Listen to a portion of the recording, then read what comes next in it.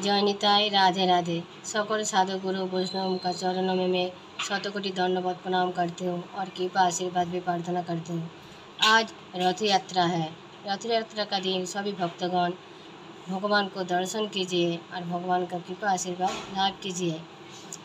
वासुदेव घोष बोली कोरी जोड़ो हाथ, जय गौर से कृष्ण श्री जगन्नाथ। जय जय जगन्नाथ सचिर नंदन, त्रिभुवन करे जार चरण वंदन। जय जगन्नाथ भगवान की जय, जय बलभद्र देव की जय, जय सुभद्रा महारानी की जय, जय जय श्री राधे श्याम। सबको मिले श्री श्री वृंदावन धाम।